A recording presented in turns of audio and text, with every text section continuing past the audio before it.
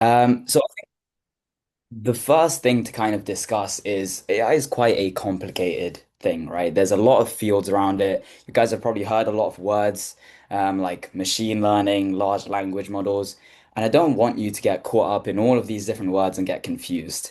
Okay, so I think the first thing we'll do is break down what exactly AI is. So at its basic level, there are three types. We got narrow AI, general AI, and super AI.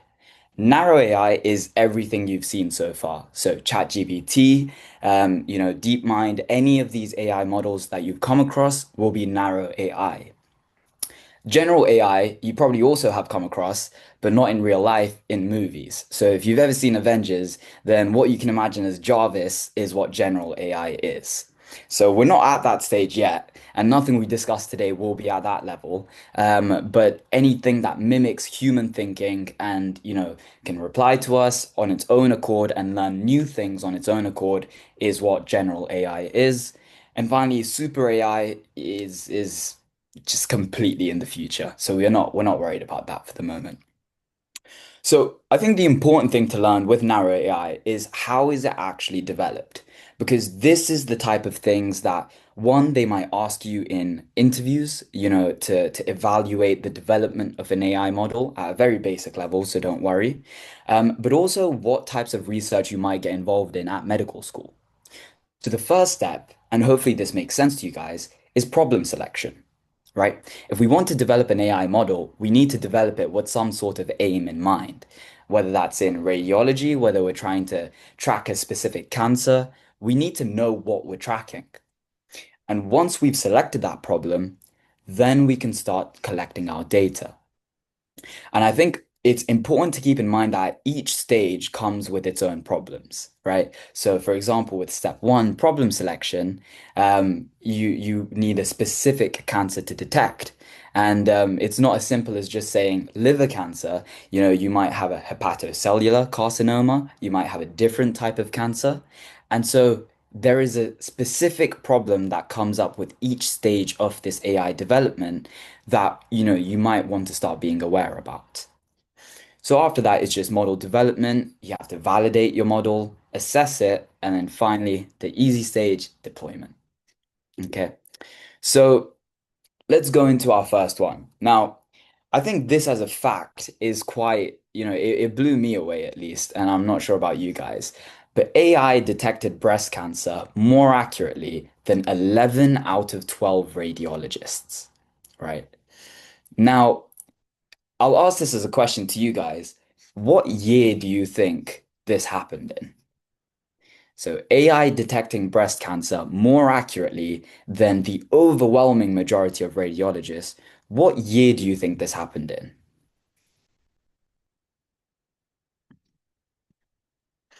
We've got quite a few answers in the chat, and there is a decent range, right? So this happened in 2020. So I think a couple of you got this one right. So well done. So this happened in 2020. And I think more than the fact itself, that's what kind of made me surprised because 5 years ago, back when pretty much none of us knew anything of what was going on in AI, it was already at this level. And I want you to keep this in mind because we're going to see how this has developed from 2020 to this year now, 2025. Okay. So we have these two words that are pretty useful to understand in medicine in general, but also in this case, sensitivity and specificity. Sensitivity is the true positive rate. So it's measuring how well AI detects actual cancers, right? Um, and so I think the best way to kind of explain this is in like a COVID test, right? We're going to go into a test in an example to see whether you guys get it or not. But for example, in a COVID test, a true positive rate would mean if the person did have COVID, would it show up as having that double tick? And if it does, then that means that we have a high sensitivity. The person had COVID and we've detected it. If the person had COVID, but then the test came up as negative, then that's a very low sensitivity, right? And then we have the next term, which is specificity. And this is the true negative rate. So, for example, if you didn't have COVID and it showed up as a double tick claiming that you did, firstly, that would be really annoying. But secondly, that's what it means to have a low specificity because it's flagging healthy people as having COVID-19. Okay, so those are what those two terms means. Hopefully, those make sense. And this is just a useful kind of infograph to explain that to you. So positive, a true positive means that they are positive and we've detected them as positive. A false negative would mean we've detected them as negative even though they are actually positive, and vice versa. Right. So this is kind of the best way to test you guys on this. These are a bunch of, pictures of a lion or perhaps not a lion, generated by an AI. And so if the AI model has detected this image here on the right-hand side as being a lion, does that mean that the AI model has a high sensitivity or a high specificity?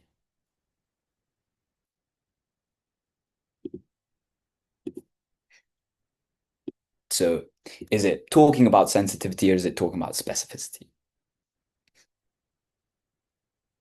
So really good answers in the chat. I think that was understood pretty well.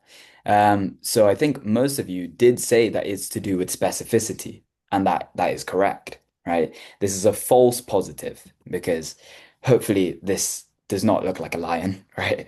It is a cat. But the AI model has, for some reason, detected it as being a lion. And so that's why it's a false positive. Okay, so this is a question for you guys to think about because this is how this will be important in either interviews or personal statements. What will they ask you about what we're learning right now? So, what's the problem if this poor specificity happens in cancer screening, right? Why might it be an issue if we tell healthy people that they have breast cancer? So, any answers that you guys think of, there's pretty much no wrong answers for this. What's the issue with this? What do you guys think? So let's let everyone kind of put their thoughts in the chat. But if we have any brave volunteers, give you guys a chance, kind of no stress whatsoever. But if anyone wants some maybe early interview practice, you'd like to share your thoughts.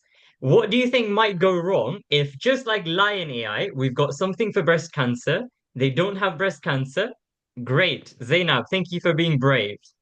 So if we give that a try, what might be the problem? Am I mute? Am Oh, I no. can hear We you. can hear you. Yep, ready to go. Um, Informing a healthy person of having breast cancer could cause them severe emotional trauma, as they would perhaps feel like they have a serious medical condition and that they are going to die. And this violates the medical ethical principle of non-maleficence, as it was cause severe unnecessary harm to a patient, and they would hence start to feel anxiety. And then this would also once they figure out that it is a false positive, this would also ruin their trust in the medical healthcare system, inhibiting the doctor-patient relationship to stay functional, and hence it would decrease their confidence in further diagnosis, which would be a negative when they are actually ill. So we've got the Did whole anyone side of understand that? emotional trauma. Oh, I'm so sorry. Keep going. No, I'm just saying. No, I'm just saying. Was I understood? Was I understood? Yeah, Oh, yeah, yeah, that we answer heard you. was That's a pretty good. great answer. So I would say, definitely the biggest thing to pick up on here, which is amazing, is the whole kind of emotional psychological side. So what are the ethical implications of giving someone this misinformation? And you covered those really well.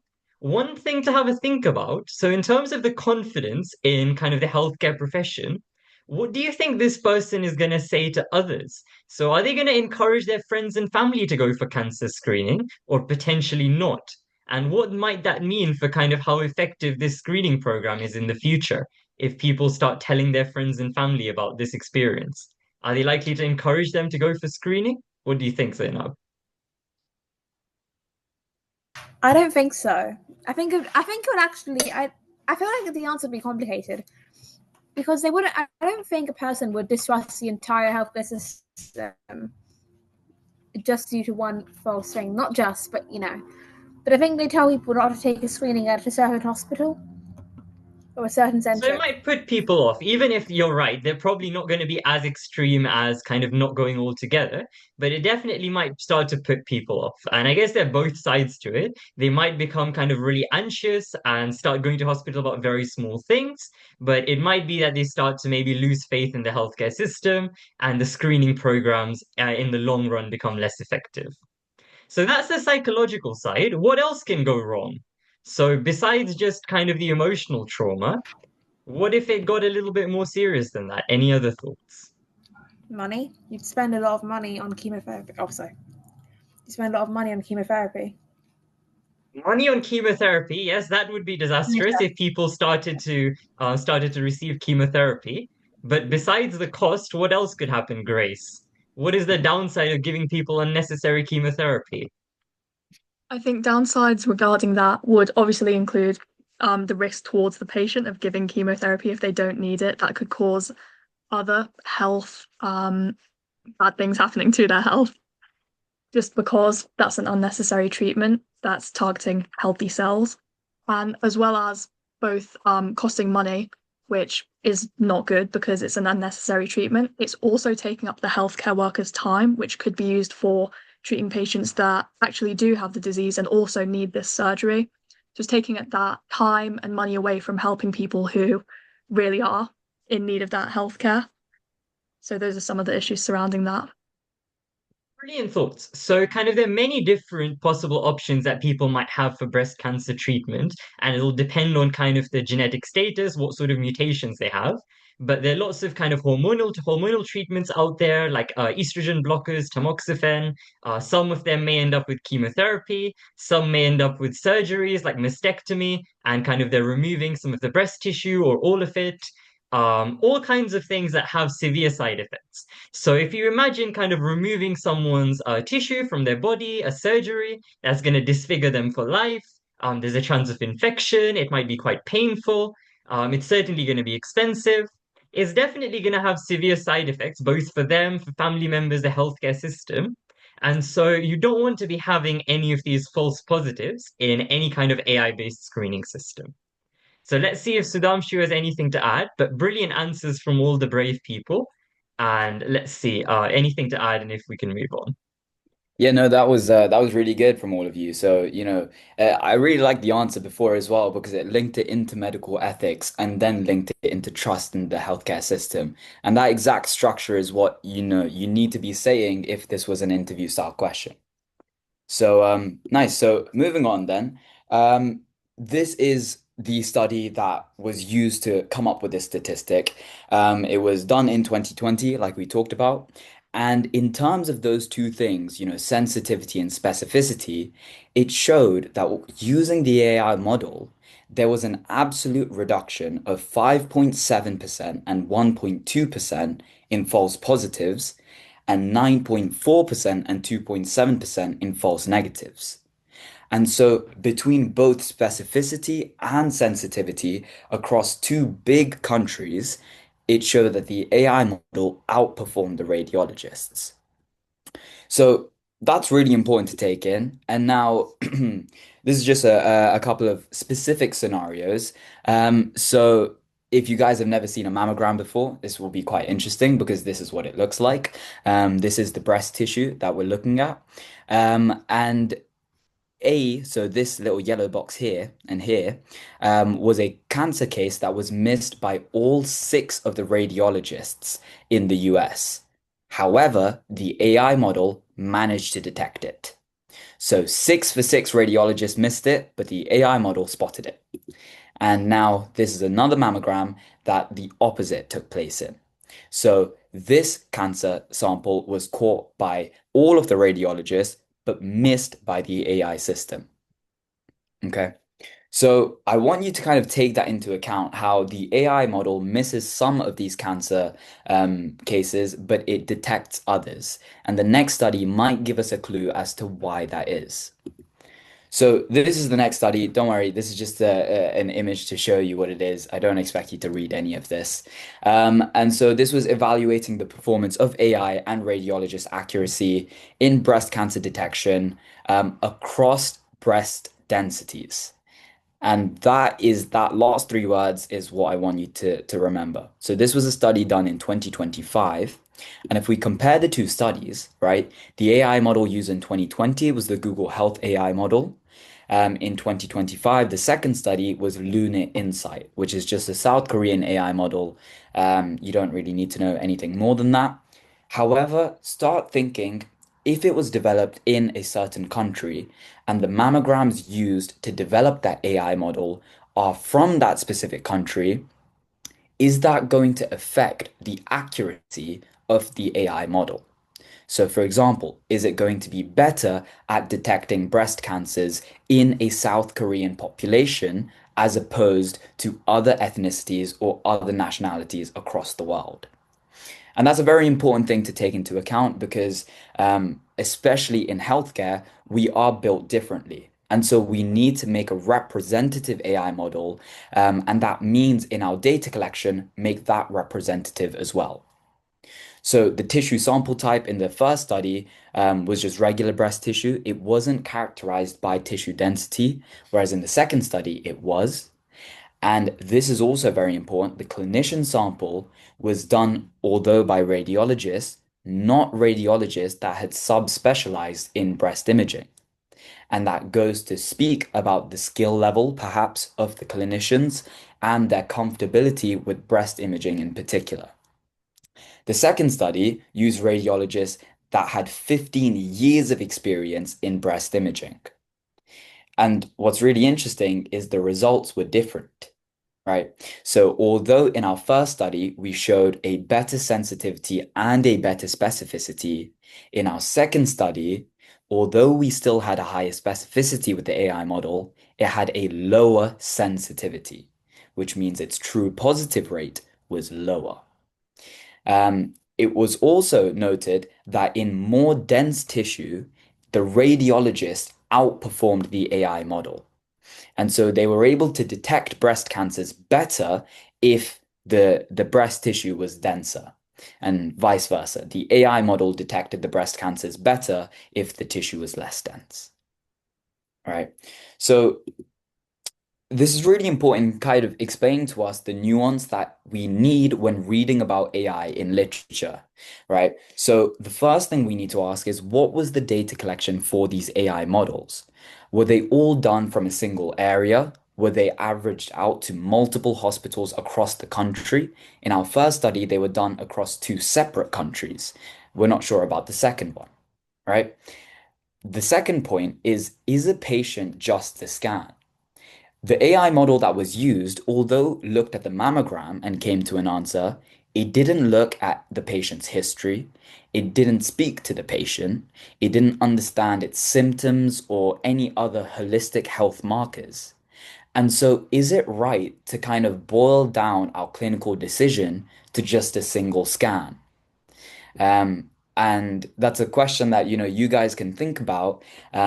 And there are reasons for and against. It's quicker to do it just based off a scan, but our treatment will change depending on whether a patient is asymptomatic or not. And so we need to look at everything. And finally, I think this is a really interesting nuance, is how does ethnicity affect breast tissue density? We mentioned in the second study that it was a South Korean AI model, and it happened to be that the AI model was better at detecting less dense breast tissue. Now, when we look at the breast tissue density across the world, it's interesting because we see that South Korean women on average have lower breast tissue density. And so, is it a coincidence that the model that was developed in South Korea was better at detecting cancers in lower breast tissue density? That, is up for debate, but that's why a representative data collection is important. So, to boil it down, can an AI model diagnose? Yes, but can it diagnose for all people equally? Maybe not. For all levels of malignancy? Maybe not. And with the same level of sensitivity? Maybe not. Right? So these are the nuances that I want you guys to be thinking of and ask yourselves when you read through this data. Um, Just so one thing I think some people had some confusion about, which we might want to talk about. So, if anything has been slightly confused on what was happening so far in terms of the patients, what someone raised was, how do we know if the radiologist missed the cancer? How do we know that this patient has cancer? So, what you want to keep in mind for a study like this is we're looking at this very retrospectively. So, we'll have kind of say thousands of images of patients who have cancer and thousands of images of patients who don't have cancer. We're then going to give that to the AI model, use it to train the AI model with the thousands of pictures with and without cancer. And then we're going to give it a sample image. And we're going to ask it, okay, based on looking at this sample image, do you think that this patient has cancer? Do you think that we should do further screening? And then we're going to see, does the AI say yes or no? And so what we've said in this study is, okay, we showed the AI once it was trained 6 images, and we showed it that image, and what it said was that, okay, this patient has cancer. And the radiologists, when they got showed that image maybe 3 years ago, they got it wrong. The AI, when it was showed the image, it got it right. Obviously, at this point, we know the patient has cancer because it probably spread in the years after that, and maybe they got treated. Maybe the patient is cured now. But at the time, when the patient first presented to the department, the radiologist may have got it wrong. Or it might be that you're showing it to the radiologist at the same time. It's a historic image, and you're just getting a group of radiologists and asking them, would you be able to spot this? Obviously, you know that the patient has cancer because it's a historic image. You would have found that out ages ago. So, does that make sense how these studies have worked for the people who are asking about this?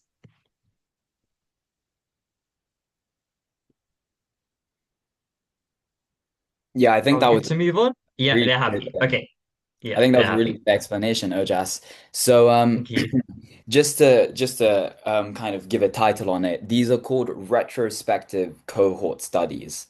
Now, you don't need to know the name of that. It's purely, this is all for wider reading. So if you are interested in, kind of going into a little bit more detail about these types of studies, feel free to read it up. They're called retrospective cohort studies. Right. Um, okay, so I think this is a really interesting slide that Ojas actually found. And so it's talking about some of the evaluatory points about AI models. And so instead of this for chest x-rays now, instead of recognizing actual radiologic features of, a chest cancer or a lung cancer, it used what's called spurious correlations, which basically means it just did it by chance. Right. And so the images labeled as cancer came more often from one hospital where such images often had a particular label, watermark, or format. So these are obviously not signs of a cancer, right? But a scan that had a cancer might have had some other features that used to be on it a little bit more than the other scans. And the AI picked up on that and was able to kind of guess what's a cancer and what's not without really even caring about any of the radiologic features. And so that is another issue that we might have and stuff that we kind of need to take into account. Just So, double checking, are people happy with what's happened here and how potentially outrageous that actually is? So just if someone summarizes in the chat, what do you think actually has happened here? If we just move back to the slide, sorry about that, so I'm sure if we just no problem. Hmm. so what is the issue here? What has happened? We've given this AI pictures of kind of patients with cancer, patients without cancer, and what does it actually learn to do? How is it distinguishing between them? Is it looking for features of the cancer, like a mass in the tissue? So what's gone wrong? No, it's looking at the watermark. It's found a watermark at the base that is saying that this patient has cancer. And so now we've got a finding that this AI is 100% specific and 100% sensitive. But what is it 100% specific for? Just spotting the word cancer. It might not be any good at all at actually diagnosing in an undifferentiated new patient.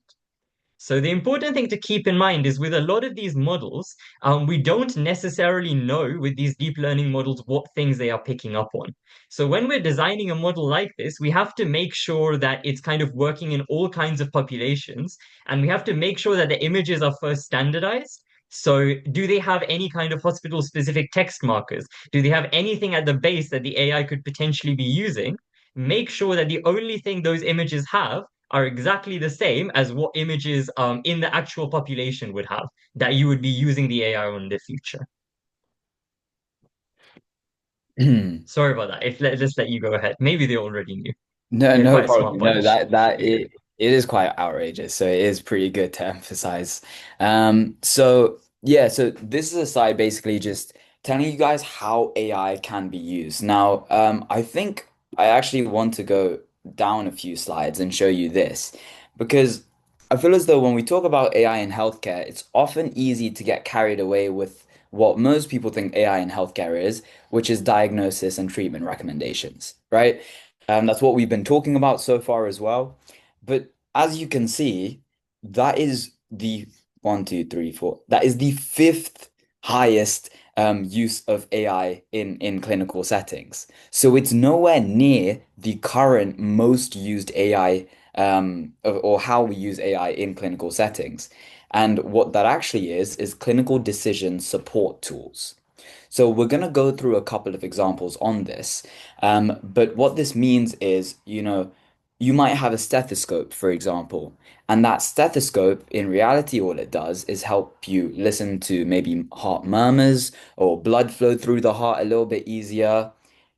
And now we can develop a AI tool that can automatically tell you if there are any issues with the blood flow through the heart. Now, that is what a decision support tool is, right? So it's not actually doing any real diagnosis, but it's cutting down the time that it takes for the doctor to come to a diagnosis. Right. The second one is predictive analytics and risk stratification. So what this means is when we have a data set of the whole population and we're able to understand, who is elderly in the population, what ethnicity they are, what types of jobs they do, then we're able to make better predictions on what types of diseases these people might develop in the future. And so we can do risk stratification, which is understand the risk per group for specific diseases that might have higher risk factors on age or on ethnicity, on any other types of, you know, um, demographics. So that's what predictive analytics and risk stratification is. The third one is clinical workflow optimization and automation. And this is a big one that doesn't necessarily do anything medical, but it just makes admin life so easy. So I'm not sure how many of you have gone into work experience, but the number one complaint that probably all of the doctors that you met said was about the admin work, right? Everyone wants to be a doctor, no one wants to do the paperwork because that is just a little bit more on the boring side, as important as it is. And so clinical workflow optimization and automation is just making your life a little bit easier for admin work, right? And that can cut down on time that doctors spend at the computer and increases time that doctors can spend with patients, which will obviously improve clinical settings a lot for everyone involved. And you can see that here as well with clinical documentation and dictation. So AI is more than just diagnosis, was the point of this whole slide. If that's all you get from it, then that's all, I'm happy with that. But it's more than just treatment recommendations. So yeah, so they can improve efficiency, reduce costs, reduce human error. We've talked about all of this. It frees up doctors' time to spend with patients. But these are some of the issues. Before we move on to this slide, I actually want you guys to answer. What are some of the issues that we might see with using AI in a healthcare setting? So this is a vague question because I want a range of answers. Anything you guys can think of. And I did give you a little bit of a sneak peek on that slide, but that's fine.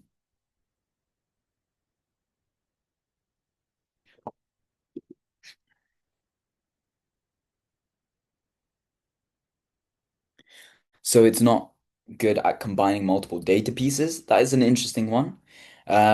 So certainly if we only give it, one type of data piece, then as we talked about before, our AI model that's developed will just be inaccurate. And so that is a very important point to make. Data violation, detached, no human emotions, no empathy. These are really good points, guys. So over-reliance is an interesting one as well. Um, yeah, good answers. So, as many of you have mentioned, data privacy concerns is a big issue with AI. And data privacy is an issue in all fields, but specifically in healthcare, when we're dealing with things as personal as, people's lives and their quality of life and the illnesses that they're facing, data privacy is a huge issue here. And we need to make sure that the place that we store all of this data isn't easily accessed by people that we don't want to access it. Right. So that is a big issue. Accuracy concerns. Um, I think I saw an interesting quote the other day, which is that AI won't replace your jobs, but doctors that use AI might replace your jobs, right? And the point of that quote is saying that AI isn't going to replace clinical clinicians in any time soon, but it's the union of doctors and AI that will be most effective, right? And that's how we overcome these accuracy concerns as well. We need someone to give that final decision, and that will be a clinician. Finally, cost of implementation, sorry, and loss of the personal touch. I mean, if I had to ask you guys a question, um, you know, if there was some news that had to be delivered, some type of negative news in a healthcare setting, would you rather an AI, a robot, deliver that news, or would you rather a doctor deliver that news? Doctor, medical student, any type of clinician.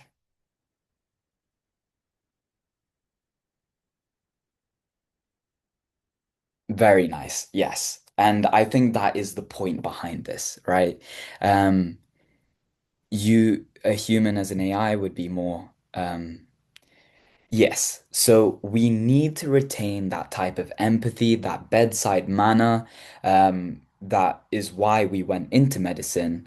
Um, and that is something that an AI model will not be able to do, right?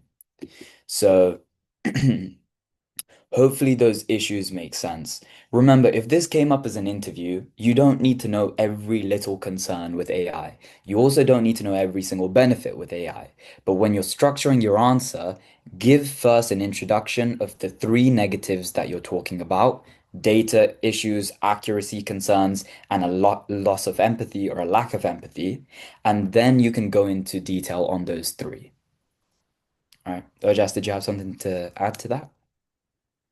No, I think that's brilliant. Definitely the structure of sort of picking your one, two, three main points, giving that in an overview in the introduction, developing each of them would be 100% what we go through in interviews as well. I think the other good thing about that is if somehow you get cut off and you only get a chance to develop one or two of your points, because the biggest thing for these is being able to develop your points and not the number of them. Just having that overview at the start means the interviewer knows that, okay, you actually have more to say, but you've just had time to mention two or three things. Rather, if you just talk about one point, imagine you get cut off. Now the interviewer doesn't know. Do you have other things to say? Did you just have that one viewpoint? So 100% that kind of structure. Some people are asking, what do we mean by some of these words? So hallucination is when AI starts to make stuff up. So if it's not being given certain data, it doesn't know.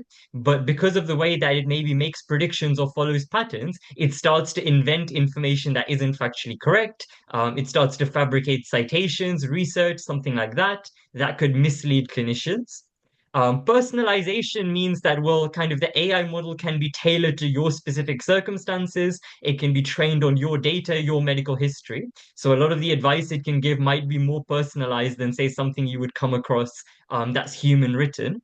And by scalability, what we mean is that kind of one AI can be treating thousands of different patients at once, but a doctor can only do so much. So if we were to roll out something like, say, an AI chatbot, that could be providing thousands of people mental health support, whereas right now, say, waiting lists for pediatric mental health are kind of awful. So that's what some of those words mean. Yeah. So hopefully those everything on this slide makes sense now to you guys. Just to kind of add one more thing, and this is for any type of supercurricular event. AI in medicine is one of them, but it can be for any of the following sessions that we cover. But for those of you that are doing, AQA and you have that essay, you do need to be writing out of spec stuff. And so it's not just personal statement, it's not just interview. Everything we cover in this can be used in your A levels as well. And so that's kind of why supercurriculars are so important and wider reading is so important. Um, because yeah, they're used everywhere. So hopefully that makes sense. Okay, nice. Now, if you guys remember earlier in this presentation, we discussed the three types of AI in general. You had ChatGPT basically as the first one, you had Jarvis as the second one, and then you had some insanely developed AI as the third one. Now, if we focus on just the narrow AI that we currently have available to us, there's kind of three further subcategories that we can use to describe their usage in clinical settings in particular. So the first one is generative AI, and this is stuff you guys are aware of, like ChatGPT.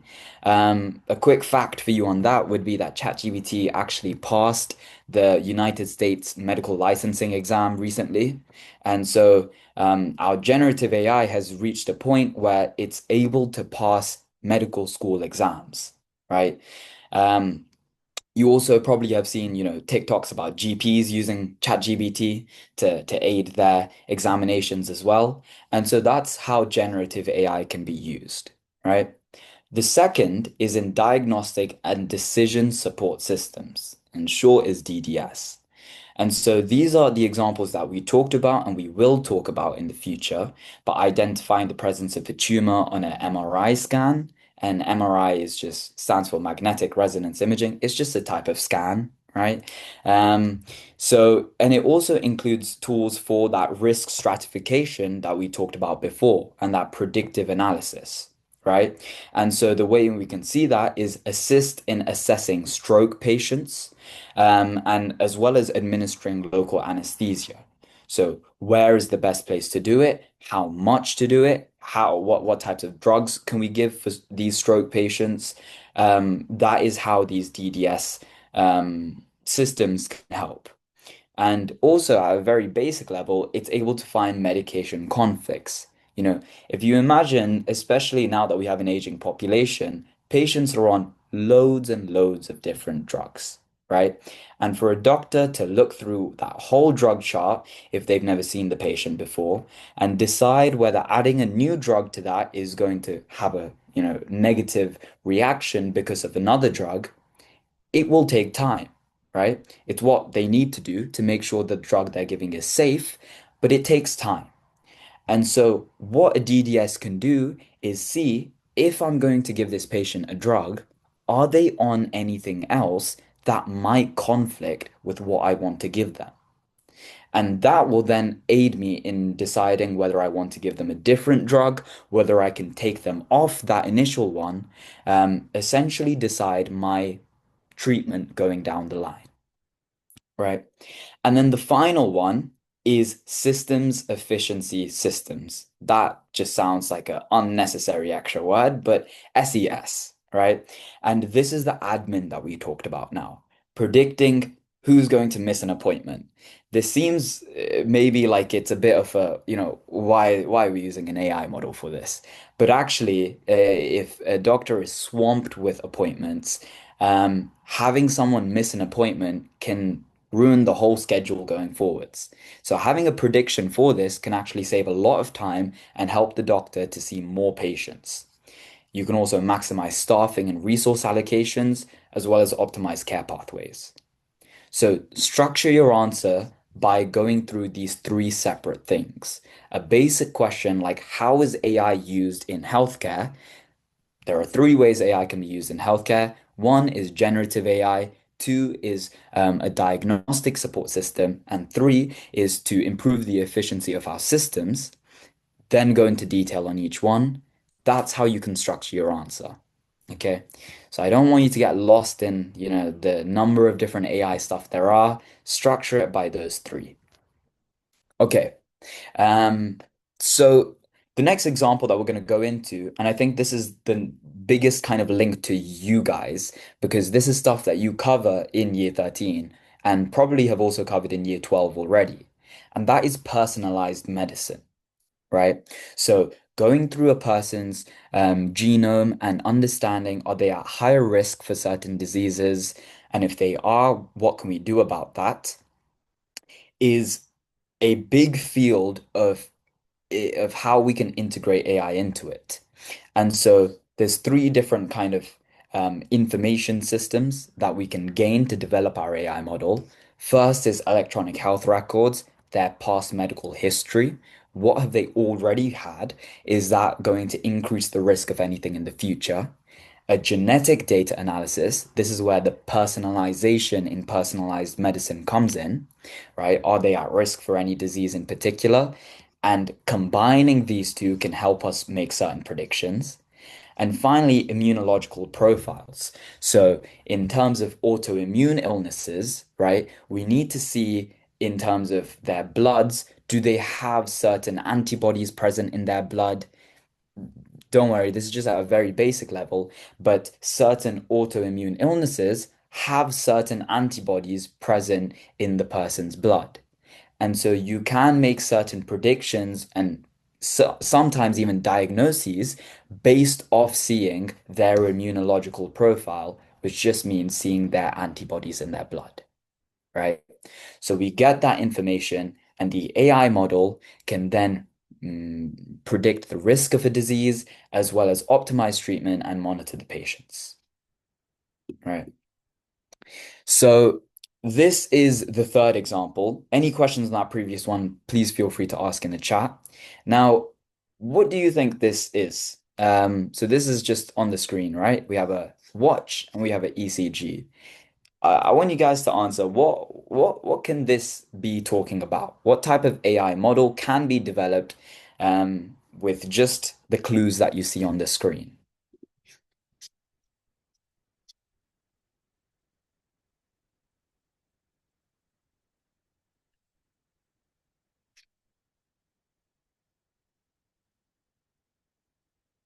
So diagnostic AI, yeah. If you guys have anything in particular about what might be able to be diagnosed using this, then feel free to give me certain illnesses. Mm, so we've got one as arrhythmia, heart arrhythmias, heart attacks, atrial fibrillation, bradycardia. Really good, guys. Very nice. That is exactly what this watch is for. So I don't want to give any free promo, but this watch is called Whoop, right? And I was seeing adverts of it on Instagram. And I thought it was really interesting because, you this is something that is now available to consumers, right? Where this watch is able to do a live ECG, right? An ECG, for those of you that don't know, is just a electrical map of your heart, to put it at a basic level. So when your heart contracts, you'll have a wave go up.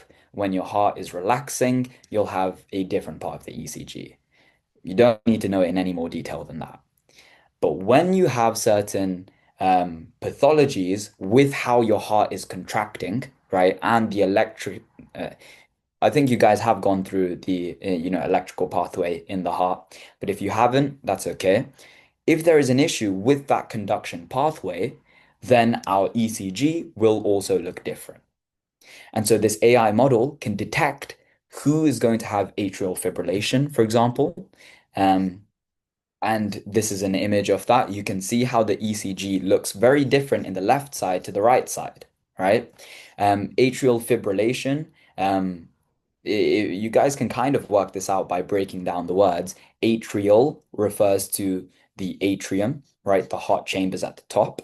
And fibrillation just means it's contracting irregularly. So as you can see, the ventricles are completely fine, right? But the atria are contracting irregularly. And that's what atrial fibrillation is. It can lead to a lot of issues, and that's what this watch is able to predict, right? Um, so that alone is really interesting. But we can see how AI builds itself on top of the diagnosis as well, going into treatment now too. So the treatment for atrial fibrillation at the most basic level I can give is kill the tissue that's causing your atria to contract irregularly, right? So, how should I explain this else? Imagine you had a Mexican wave, right? And there were a few people in that Mexican wave that were just doing it in the wrong order. And you tried teaching them, but they're just doing it in the wrong order. Now, if we got rid of those people, suddenly our Mexican wave will look a lot smoother and will actually work. That's exactly what we're doing with this, right? Our heart is not beating the best because a few heart cells are being quite stubborn and they're contracting at irregular rate, and we get rid of those cells, right? Um, Ojas, did you have something to add in there? Yeah, can do. Just that we don't imagine there's kind of a large chunk of problematic cells in one part of the heart. One thing that we can potentially do, if we imagine your analogy of a Mexican wave, imagine we've got a bunch of five people who are maybe making the wrong movements. You can always just cut out the one person on either side of them. So, because we're thinking about electrical conductivity, what a lot of these ablation procedures will do, you might not need to get rid of all of the problematic cells. You just need to break the conductivity pathway. So suppose you've got kind of the problematic electrical signals going from point A to B. If you get rid of just a tiny number of cells in the kind of in the midway, that means the problematic signals aren't going to spread across the heart anyway. So you don't necessarily need to get rid of all of it. And that's why this AI can be so useful in predicting exactly which parts of the pathway would be the best ones to get rid of without negatively affecting the patient and to actually do the right thing. But I'll let you explain that. I'll let you explain that more. No, that's perfect. Yeah, exactly. So with conduction pathways and treating them, um, it would be quite harmful to the patient if we just killed absolutely every single cell, right? And so the most optimum way is to reduce as much of that damage as we see possible, and retain as many of our cells as we can. And so this is a new study done where we had an anatomical arm, which is basically regular ablation, right? No AI model, just regular ablation. And then we had a tailored arm, right? Which is ablation guided by an AI software. So this AI software was able to detect which cells were performing, worse than others, and basically what's the most optimum way to restore our heart function back to normal. And you can see from the results that it worked very well, right? So 88% of this AI guided ablation experienced freedom from atrial fibrillation 12 months after the procedure. If we look at the anatomical arm, the people that didn't have this AI guided ablation, only 70% of them experience freedom from atrial fibrillation. So that's an almost 20% difference, right? And if we look at the next fact, it's even more shocking. 66% of patients in the tailored arm, in the AI guided ablation, experienced acute termination of atrial fibrillation. So if we look at the ECG, it went back to normal, right? In the anatomical arm, only 15% of patients had that reversibility back to normal. So that is, almost a 50% increase, which is a lot. And so AI is used, this is just a cardiology example, but it's used in the diagnosis of certain treatments, and it's also used in the treatment um, for certain procedures like this one. Yeah. So I included a slide in there. I won't spend too much time on it because we are running out of time. But so I go Imperial, and in the second year, you have a research module at the end of second year. And these are just some of the research projects that students have got involved in. Right. So point of care AI smart stethoscopes for cardiovascular disease detection, validating an AI model to segment the left ventricle. Don't worry about what these titles are, but the point of them is to show you that AI is being used a lot more frequently now. And if you're a medical student at some of these universities, you'll be doing them from first year or second year onwards. Um, and I think that's a good link into talking about how you're going to use today's session going forwards. So, Ojas, I think we've kind of already talked about ethical concerns, so I'm happy to skip this unless you would want to talk about anything in here. I think yeah, we've covered it all. If we've got 5 minutes spare, we'll just check, have we got to the end? That's everything, right? Yeah, so after this, we're just Yeah. discussing about reflection. Reflection. Okay. Yeah, if you want to go over reflection, and if we've got a couple minutes spare at the end, I'll give them a chance to do an interview question based on everything we've talked about. But yeah, if you go over the reflection stuff first, we've got a few minutes. Perfect. So when you guys do any of these supercurricular events, whether it's today's hour or any of the following events that my UCAT is hosting, um, you need to make sure you're getting the most out of it.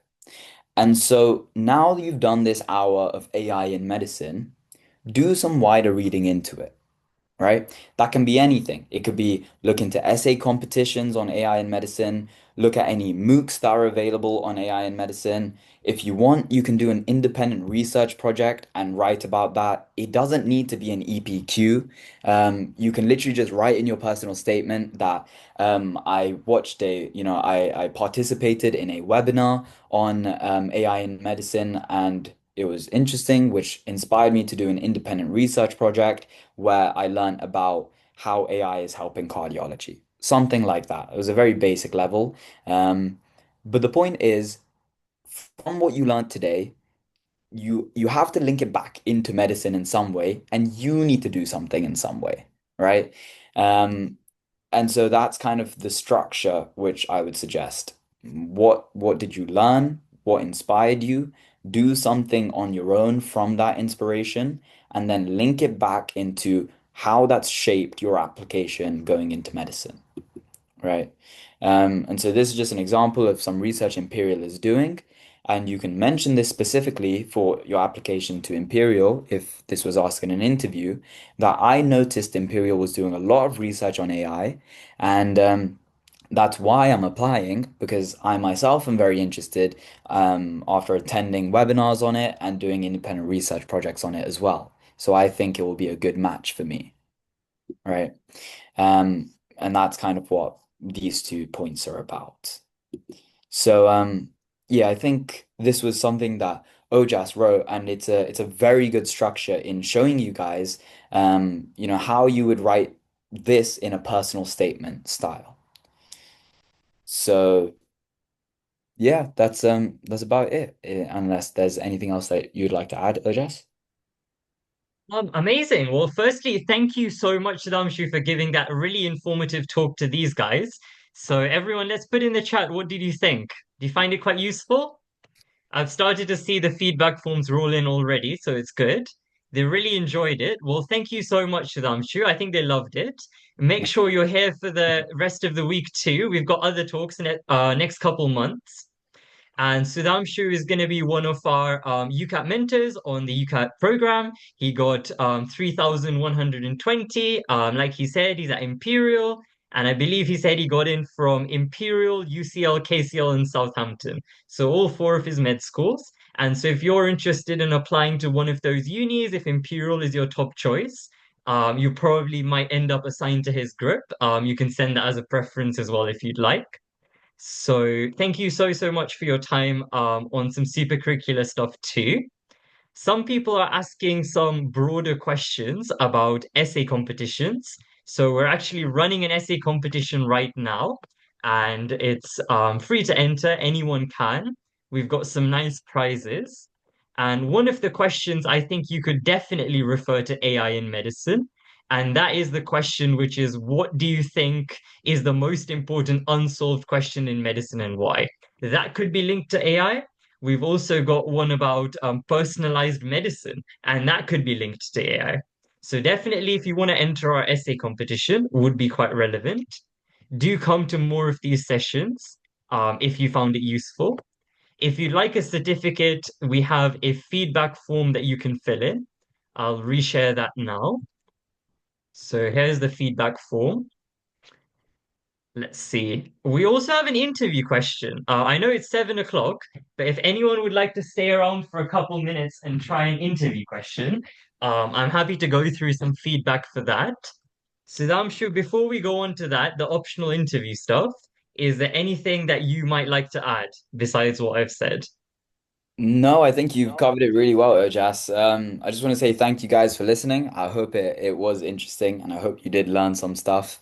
But yeah, I think the only thing I'd add is in your interviews, the best way to kind of answer is to genuinely to just be genuine, right? Like don't talk about AI in medicine if you're not interested in it, plain and simple.